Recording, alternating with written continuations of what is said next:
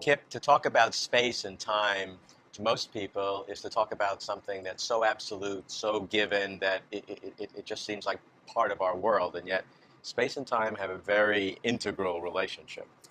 Indeed, Galileo, Newton, and all of the great scientists before the 20th century thought of space and time as absolute and having no real intimate connection.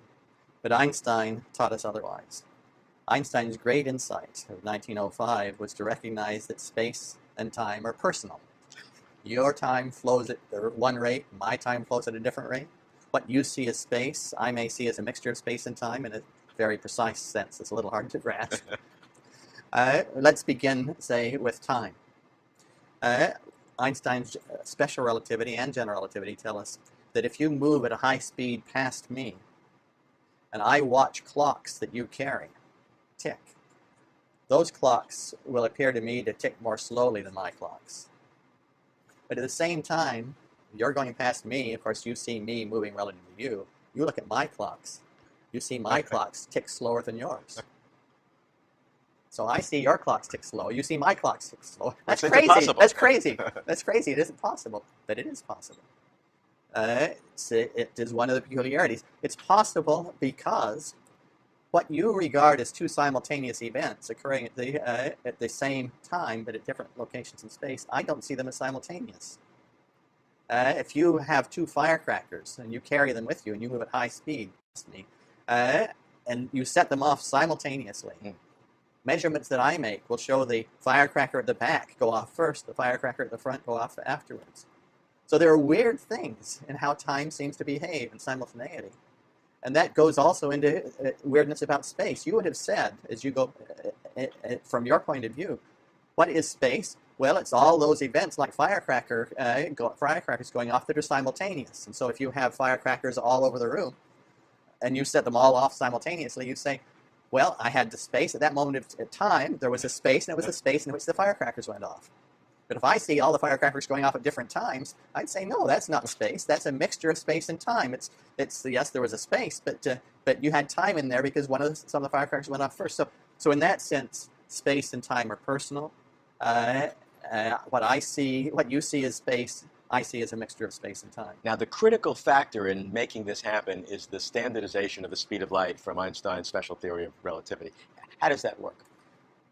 Einstein postulated, but it's maybe better to say that he intuited, that the speed of light will be the same as measured by everyone, no matter how they move through the universe. Now, in reality, if you go deep into the philosophy of science, what's really going on here is Einstein says, if you define your ways of measuring space and time, define the rate of flow of time in a manner that makes the laws of physics look simple, so that, for example, time is ticked at a regular way by atomic clocks as atoms vibrate in a molecule. It's ticked at a regular way by atomic clock. And if you define space in such a way that the laws of physics look simple, so that if you then measure the distances between atoms in a lattice, those distances are always the same. If you define things so that length and time so that laws of physics look simple, then the speed of light will always be the same for everybody. And he recognized that. And he said, this is the way we should define lengths and time, is so that the laws of physics look simple. Having chosen that, made that choice, then the speed of light is the same as seen by everybody, and then time is personal, space is personal. It's very deep insight. Which means that if you're traveling very rapidly towards a light beam or traveling away from the light beam, which in normal sense, if we deal with sound, would have different characteristics, with light it would be the same. Well, you see a Doppler shift. So you see if the light has modulations on it, waves, if you move toward the source, you see the wavelength shortened, but you don't see the speed changed. So the wavelength is shortened, the frequency goes up, but the speed is totally unchanged. That's the one constant that results from asking that the space and time be defined so that the laws look simple. What are the implications of having space and time so integrated and so personal? Well, when Einstein recognized this weird behavior of space and time, the word he uses there, relative. I prefer personal, but they are relative to you or relative to me. And that's where the name relativity comes from. When he figured that out, uh, 2 years later, I think it was, maybe 4 years later, one of his teachers from school, named Hermann Minkowski, looked at Einstein's laws and said, hey, I can write these laws in a much more beautiful mathematical form if I regard space and time as unified into a single thing called space-time. And this space-time has then 4 dimensions, 1 dimension of time and 3 dimensions of space. And I can formulate this unification in such a way that I can understand the personal nature of space, the personal nature of time, that you, if you move at high speed relative to me, you are in some sense slicing through space-time, taking a 3-dimensional surface in space-time that is different from what I take. But there is a unified space and time, all unified together. Einstein, when he saw this reformulation of his laws, he didn't think much of it. He wrote that Minkowski is taking basic physics and making it look complicated. He's building this fancy mathematics that just isn't needed, it isn't appropriate. Until several years later, he discovered he had to have that unification of space and time in order to formulate his laws of general relativity. And so it's built deep into the laws of warping of space and time, which is Einstein's laws of general relativity, this unification. You can't formulate laws of warped space-time. You can't get predictions of black holes. You can't get predictions of a warped side of the universe, objects in the universe made from warped space and time, such as the Big Bang singularity where the universe was born.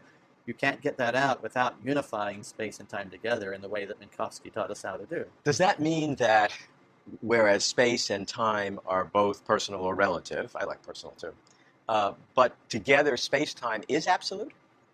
So that means space-time, after unification, is absolute. There's nothing personal about it, nothing relative about it. We make it personal by the manner in which we observe, the manner in which we move. Now, on the other hand, it is so difficult to think about this unified space-time that even I, as a physicist, a large fraction of my work, I make a choice. I will take my personal point of view, and I will talk about space, and I will talk about time. I'll talk about the warping of space around a black hole, the warping of time, but I will rarely talk about the warping of space-time, because it's hard for a human to visualize. Our whole senses are attuned to space and time as separate entities. And so, particularly when I communicate with non-physicists, but also when I do my own research, I slip back into the personal point of view because I have deeper intuitions, or, well, it's easier to think about space and time from the personal viewpoint. Minkowski's block universe has been used by philosophers, even some theologians, in coming up with all sorts of interesting and wildly speculative schema. From a physicist's point of view, how do you see space-time?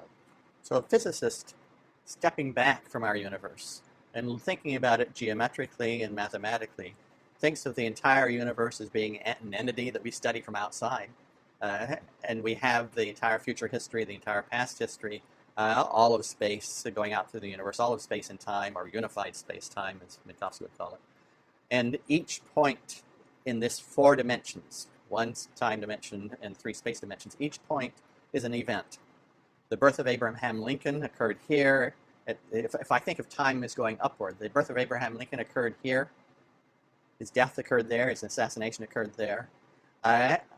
During his life, he went through space-time, through this block universe where each point represents an event. He went through space-time, through the beginning of the Civil War, on up to his ultimate death, moving through space-time. And we described that his life by a curve in this 4-dimensional space-time in this block universe, with space and time unified then in this geometric 4-dimensional way.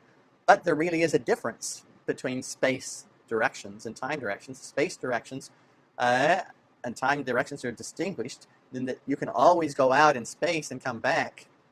You can always go forward in time, but you can't come back. The time has this inexorable flow in the forward direction. So it's a very rich block universe with these different kinds of behaviors. What do you do with the future?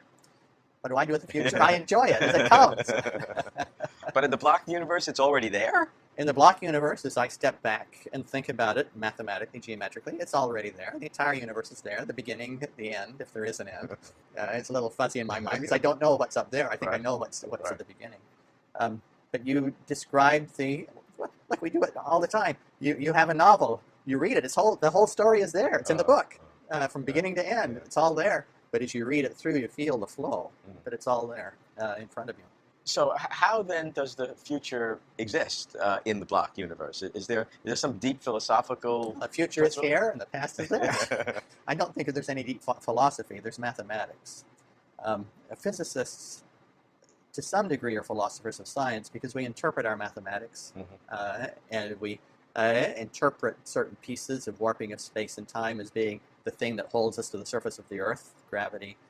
We interpret the mathematics through description of horizons of black holes. You can go in, you can't come out. That interpretation of the mathematics has a certain philosophical content. But philosophers often take this far beyond where we want to go. We want to go only far enough that it is useful to us, that it helps us get predictions out. And at least most of us prefer not to carry the philosophizing farther. And so simply the block universe has future up here, past down there. That's it. But anyone who lives in the block universe feels the flow of time from past toward future. But I, as a physicist looking in from the outside, just see it as a unified entity.